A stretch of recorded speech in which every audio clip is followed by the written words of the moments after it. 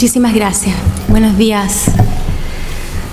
Advierto que, como me voy a referir al estado actual del proyecto en materia de sociedad conyugal, la primera parte de mi intervención puede parecer un tanto técnica, pero ya luego me centraré en las críticas y ahí adquirirá esta intervención mayor dinamismo.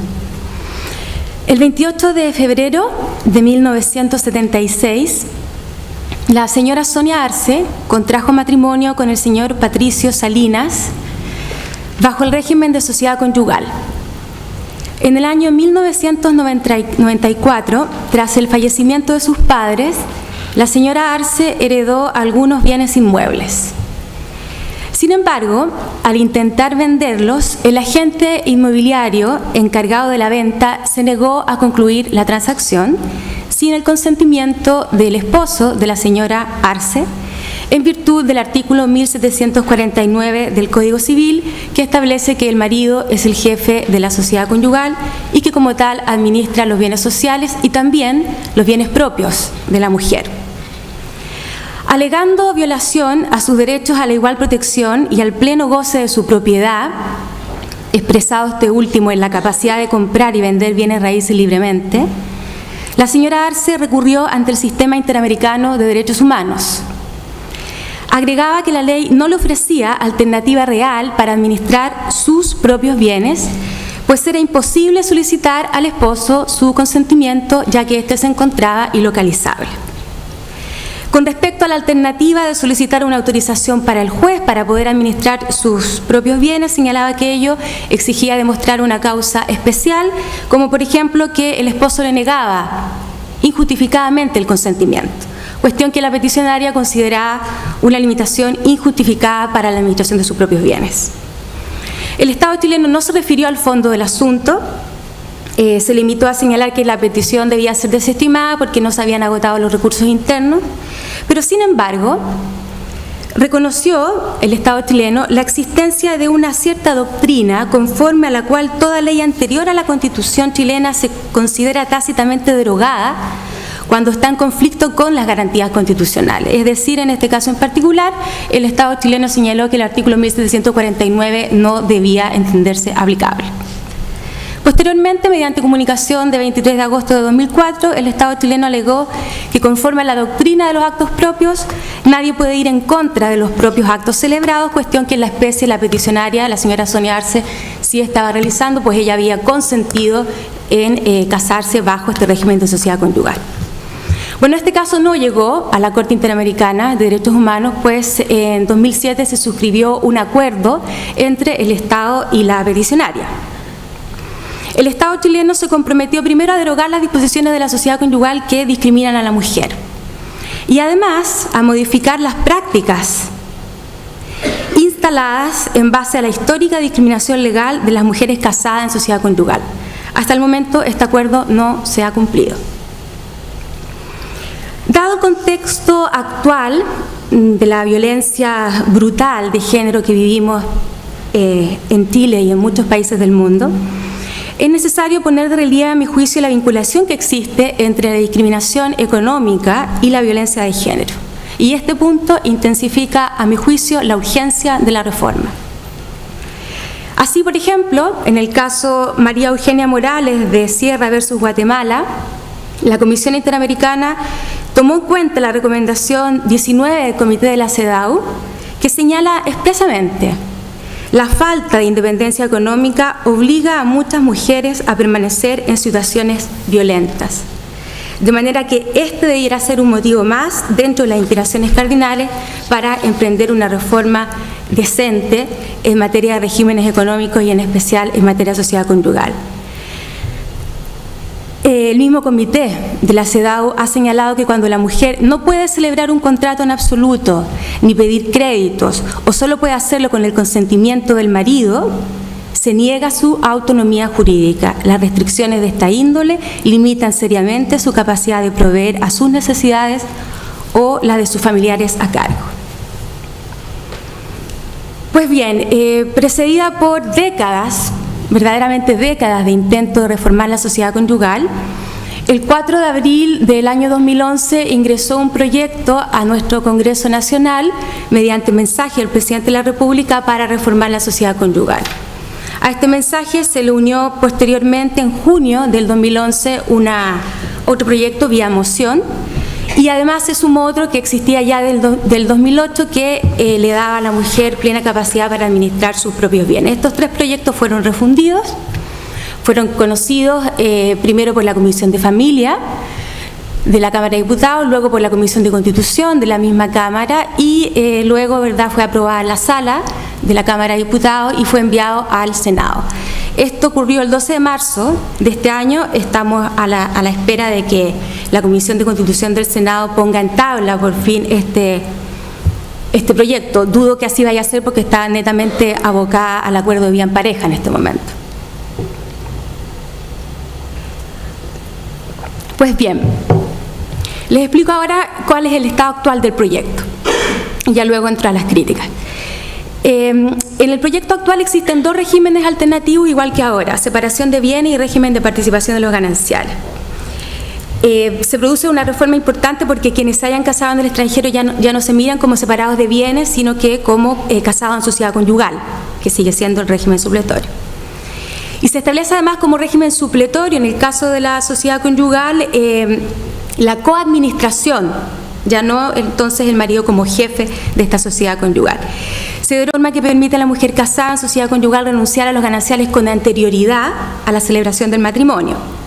Y además, coherentemente con el espíritu del proyecto, se extiende al marido ahora la prohibición de renunciar en las capitulaciones matrimoniales a la facultad de pedir la separación de bienes, que como sabemos ahora solo actualmente afecta a la mujer.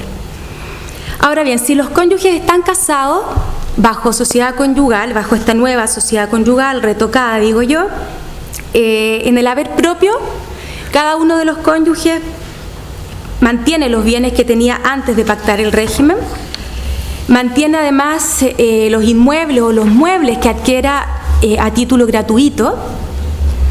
Esto quiere decir que se deroga lo que actualmente conocemos nosotros como haber relativo, es decir, los bienes muebles, ¿verdad?, o los dineros que cualquiera de los cónyuges aporta al matrimonio, que durante él adquiere y que da derechos, como sabemos, a la recompensa. Ahora, en el haber social de esta nueva sociedad conyugal se mantienen los ingresos devengados durante la vigencia del régimen, los frutos, los intereses, etcétera, ya sean de los bienes propios como de los bienes sociales, cualquier bien que se adquiera a título oneroso durante la vigencia del régimen. Y ojo que además, si hubiere cambio de administración, porque vamos a ver que el régimen supletorio es la coadministración, pero también puede pactarse administración individual. Entonces, si hubiere cambio de administración, los bienes que ingresare la mujer que hubiere tenido patrimonio reservado también entran a este haber social. Aquí hago un pequeño paréntesis al que me voy a referir después cuando comience con las críticas, porque así como está actualmente el proyecto, mantiene solo para la mujer el patrimonio reservado, tal como existe actualmente. Digo esto porque iniciativas anteriores otorgaban el patrimonio reservado tanto para el varón como para la mujer. En cuanto a la administración, si el marido y la mujer administran conjuntamente, o sea, existe coadministración respecto de los bienes sociales, sean inmuebles o cualquier mueble sujeto a registración, requieren para enajenarlos, grabarlos, prometer enajenar o grabarlos, para constituir avales, etcétera, o disponer de ellos a título gratuito, el consentimiento de ambos cónyuges o la autorización del otro que no concurriera al acto. Y ojo que esta parte a mí me parece muy curiosa: indistintamente cualquiera de los cónyuges puede dar en arriendo un inmueble, con independencia de quién sea el titular aportante de este inmueble, con el límite de 2 años para el caso de los bienes raíces urbanos y 4 en el caso de que sean rurales. Esta autorización a la que me refería hace un momento puede ser suplida por el juez, salvo si se trate de donación de los bienes sociales, porque ahí no, simplemente basta la oposición del cónyuge o de la cónyuge. Tratándose de los demás bienes muebles, la actuación es indistinta. O sea, cualquiera de ellos, no necesariamente el titular, el aportante del bien social, puede gestionar y disponer de este. Esto, a mi juicio, va a generar un vacío importante respecto de los dineros que se encuentran en cuentas bancarias, porque son bienes muebles, y ahí entonces cualquiera podría actuar de manera indistinta. Pues bien, si uno de los cónyuges ahora administra la sociedad conyugal, o sea, hay administración individual, el marido o la mujer requiere también la autorización del otro cónyuge en los mismos casos y de la misma forma exigida para el caso de la coadministración. Y también en estos casos procede la autorización judicial supletoria. Y ahora entremos al punto que a mí me parece más conflictivo. Si la sociedad conyugal es administrada por el marido, dentro de esta hipótesis de administración individual, a la mujer casada que desempeña un trabajo, ahora sea separado o conjuntamente con el marido, esta es la novedad de este patrimonio reservado, se le considera separada respecto de esos bienes y de lo que con ellos obtenga. A estos bienes se les denomina bienes reservados. Entonces, los actos que la mujer celebra con este patrimonio obligan solo a esos bienes y los que además adquiera en virtud de herencia, legado y donación. O sea, no obliga a los bienes del marido salvo que éste acceda como fiador o de otro modo las obligaciones que contraiga la mujer, o si el acto que celebra la mujer cede en beneficio del marido o de la familia común. Bueno, disuelta la sociedad conyugal, se forma una comunidad y la mujer tiene la facultad entonces de optar si se queda con sus bienes reservados o si no. Si opta por los bienes reservados, si los bienes reservados de ella es posible entonces que los bienes reservados de ella se incorporen a la masa común. Si la mujer acepta los gananciales, entran estos bienes reservados a la participación en los gananciales. Y en ese caso el marido solo responde hasta concurrencia del valor de la mitad de esos bienes. Si la sociedad fuera administrada por la mujer, en cambio, el marido que desempeña un empleo, ejerce una profesión, oficio o industria, no se considera separado de bienes y tendrá entonces ella la administración de estos bienes. Por lo demás, los cónyuges pueden pactar por una vez el cambio de administrador y si a consecuencia del pacto de cambio de administrador la mujer pasara a ser la administradora de la sociedad conyugal y hubiere tenido patrimonio reservado, la ley dice muy genéricamente que al momento entonces de aportar este patrimonio reservado al haber social, tiene derecho a recompensa. No se dice qué significan esas recompensas, si se reemplaza el valor total del patrimonio reservado que aporta o no. Y por último, el marido o la mujer que fuere cónyuge administrador es responsable del total de las deudas de la sociedad conyugal. Fíjense ustedes, del total. Pero el que no administra responde de las deudas hasta la concurrencia de su mitad de gananciales solamente. Bueno, ahora voy a los aspectos positivos y negativos. En mi opinión, el proyecto tiene ventajas. Tiene la ventaja de que fortalece la solidaridad familiar, que es la tendencia en materia de regímenes patrimoniales en el mundo. La fortalece porque establece un régimen de comunidad actual de bienes y además porque, a diferencia de lo que sucede hoy en día, admite la coadministración de los bienes sociales. Cabe señalar que hoy en día la solidaridad familiar en materia patrimonial está en retirada. De acuerdo a las cifras del 2012 del registro civil, solo el 54,69% de los matrimonios se casan en sociedad conyugal, el 42,95% en separación de bienes y muy marginalmente en participación en los gananciales, poco más del 2%. A su vez, en relación al cambio de régimen, casi el 100% de las mutaciones de régimen van de sociedad conyugal a separación de bienes, o sea que de solidaridad familiar, ¿verdad?, bien poco queda en nuestra legislación. Por lo demás, si nosotros comparamos las tasas de matrimonios que se casaban en sociedad conyugal hace 5 años, que eran de 75%, la diferencia resulta grosera, ¿no?, actualmente con el 54%. Por lo tanto, es urgente que la reforma en materia de regímenes patrimoniales fortalezca la solidaridad familiar. Además, se reconoce, y este también es un punto positivo del proyecto, mayor libertad para pactar la sociedad de bienes, porque como sabemos hoy en día la sociedad conyugal no tiene un origen convencional y el proyecto sí permite ahora pactarla. Por otro lado, sin duda, al derogar la jefatura del hombre en el régimen de la sociedad conyugal se avanza en materia de igualdad y en el cumplimiento de los estándares internacionales de derechos humanos. Sin embargo, el proyecto cae en una serie de contradicciones en este mismo punto y discrimina, a mi juicio, ahora al hombre. El proyecto plantea un concepto errado de igualdad y en este sentido no destierra entonces las discriminaciones que actualmente existen en materia de sociedad conyugal en contra del marido y de la mujer. Y voy a pasar entonces a explicar este punto de vista.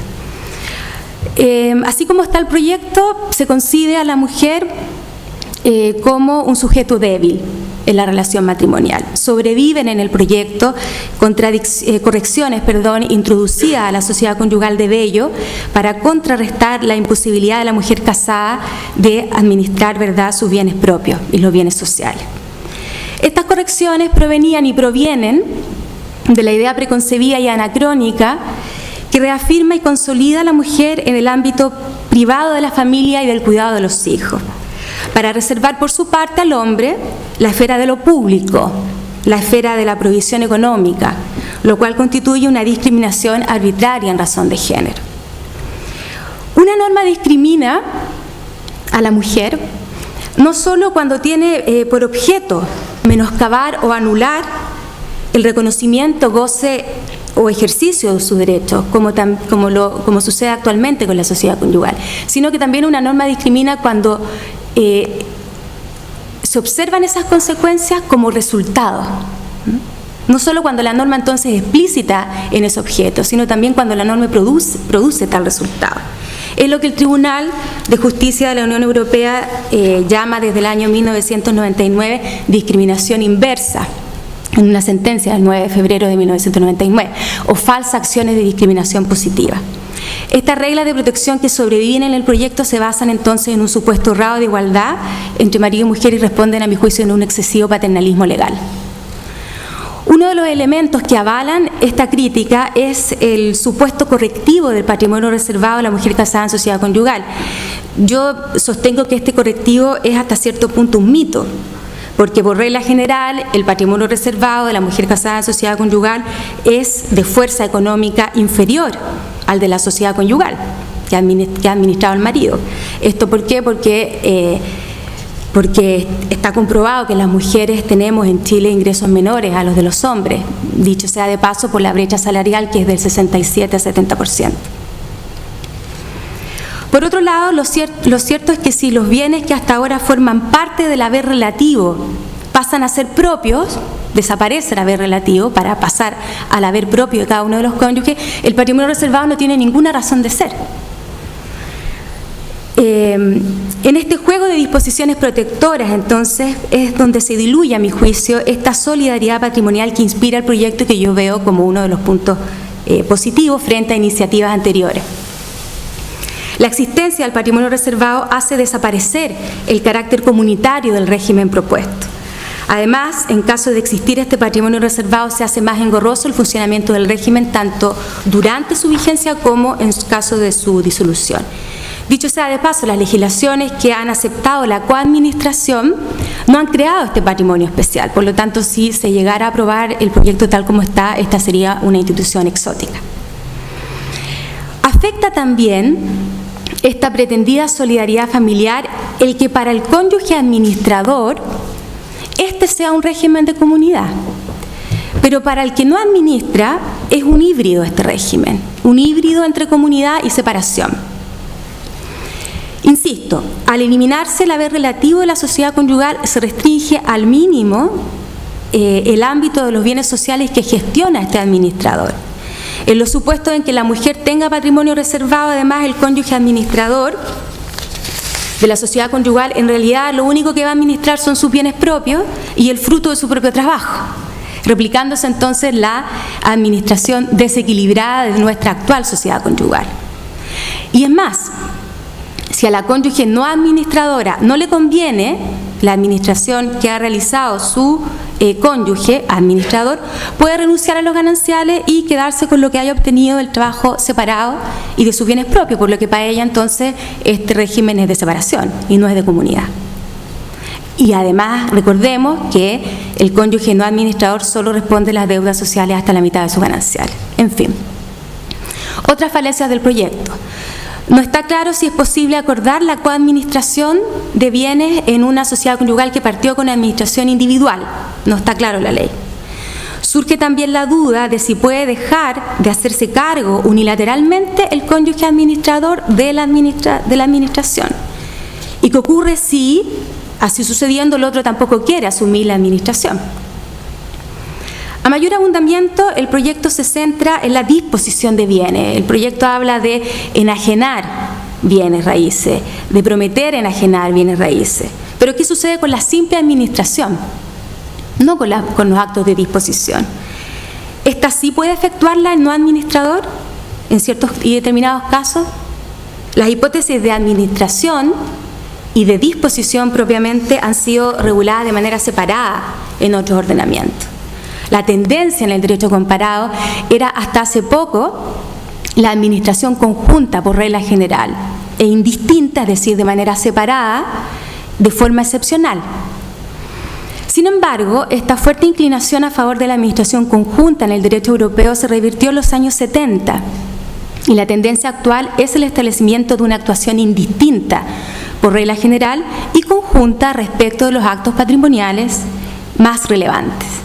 En efecto, el criterio general en materia de coparticipación es que ella se requiere para los actos de administración extraordinaria, es decir, aquellos que implican un mayor peligro o repercusión para la economía de la familia. En Italia, por ejemplo, el sistema de cogestión se restringe fuertemente a través de otros mecanismos.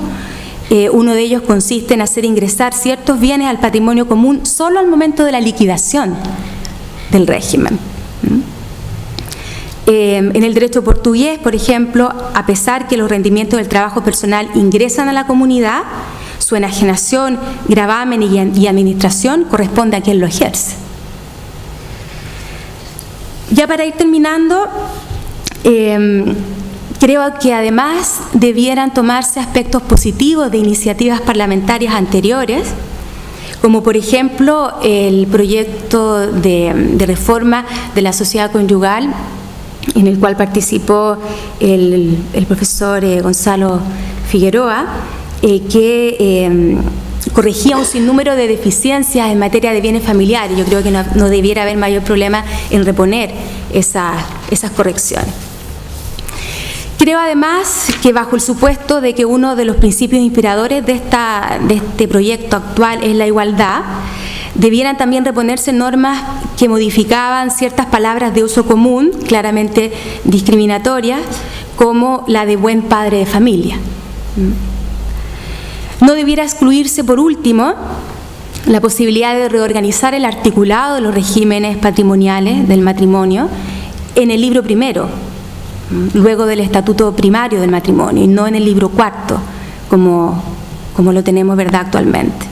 E incluso creo que sería esta reforma una buena oportunidad para plantear los principios generales del sistema de bienes del matrimonio en este libro, en el primero, la posibilidad de permitir regímenes patrimoniales abiertos que cumplan con ciertas normas de orden público, todas estas agrupadas, como digo, en una parte preliminar, reunir los criterios de renuncia en general, sea los gananciales, como la participación de los gananciales actual que no está regulada, la renuncia a los gananciales en la sociedad conyugal y por qué no incluir dentro de esta propia parte preliminar la regulación de una renuncia a la compensación económica, por ejemplo. En resumen, entonces, estamos frente a una oportunidad histórica de verdaderamente adecuar nuestro régimen legal de bienes del matrimonio supletorio a estándares internacionales, sin desconocer, por cierto, la realidad económica y sociofamiliar chilena, pero de verdad adecuarse a estándares internacionales y no caer entonces en discriminaciones ahora en contra del hombre o de falsas acciones de discriminación en contra de la mujer. Mis expectativas acerca de este proyecto son bastante bajas. Yo creo que una vez más este proyecto no va a estar dentro de las prioridades de la Comisión de Constitución del Senado. Sin embargo, ¿verdad?, como siempre, los académicos debemos sentirnos llamados a realizar los aportes necesarios a este proyecto. Muchísimas gracias.